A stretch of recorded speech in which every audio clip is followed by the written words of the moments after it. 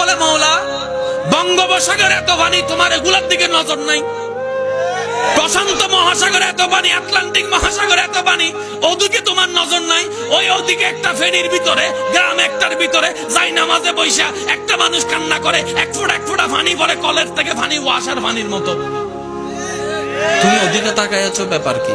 রব বলে যে যা, ওর পানি চোখ থেকে পড়ার আগে একটা সবুজ বাটি লইয়া পানি সবগুলো সংরক্ষণ কর, পানিগুলাকে নষ্ট হতে দিস না। সুবহানাল্লাহ। এবার ফেরেশতা সেই পানিগুলাকে সংরক্ষণ করে রবের দরবারে জিজ্ঞেস করে, ইয়া রব্বুল আলামিন, এই চোখের পানিগুলা কোথায় নিয়ে যাব?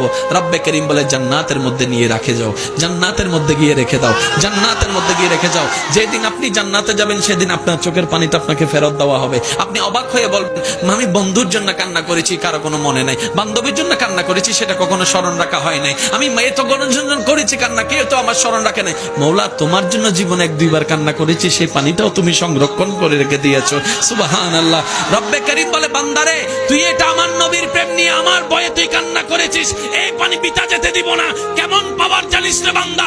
এই 1 ফোঁটা আশিকের চোখের পানি যদি জাহান্নামের আগুনের মধ্যে দেওয়া হয়, ওই জাহান্নামের আগুন পর্যন্ত এই পানির সামনে নিভে যেতে বাধ্য হয়ে যাবে।